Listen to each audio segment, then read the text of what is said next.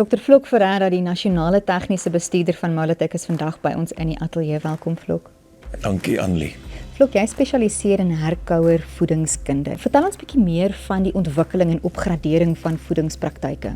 Die term wat jy nou na verwys, is eintlik die totale ingeslote die voeding van jou diere, die omsien na van die bestuurspraktyke om optimaal te produseer en te reproduseer in 'n gemaklike, stresvrye omgewing, maar ook die seleksie en die vertelingsverbetering van die diere gaan ook oor die genetiese verbetering, voeding en voortbestaan van die dier as ras en spesies vir die eeue wat voorlê vir ons. Jy praat vandag spesifiek met ons oor elke reproduksiefase binne die produksiesiklus.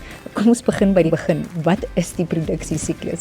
Ja, die produksiesiklus van die ooi, dis wat sy produseer en daarmee saam ook in dieselfde siklus is die reproduksiesiklus. Dit wil sê vanaf as sy dragtig geraak tot laat die lam gespeen word. So as ek daarmee kan begin, dan begin ons by die voorbereiding van die ooi voordat sy voor die dekseisoen op begin met wat die ramme by die oeye geplaas word.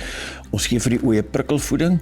Die doel vir die prikkelvoeding is om hulle liggaamsmassa te laat toeneem, ovulasie te stimuleer en uiteindelik 'n verhoogde besettingspersentasie en lampersentasie te bewerkstellig.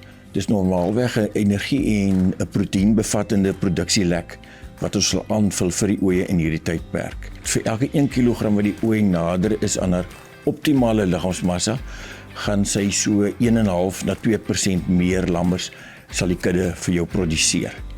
As ons dan kyk na die ooi is nou dragtig, vroeg en middragtigheid. Tydens hierdie periode vind min fetus groei plaas en is hoofsaaklik die plasenta wat groei. So is maar eintlik onderhoudsbehoefte wat die ooi nodig het.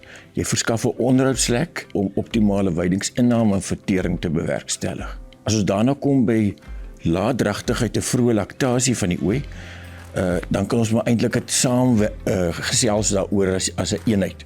So jy gaan dieselfde produksielek gee.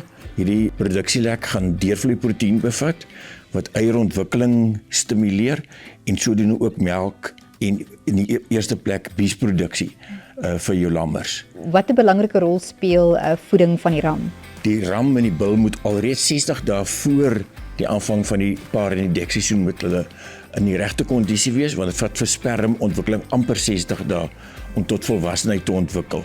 Kyk ook mooi na hulle gee vir dieselfde produksielek as wat jou ooe sal gee in laatdragtigheid, laktasie, om hulle optimaal te laat funksioneer tydens die baarseisoen.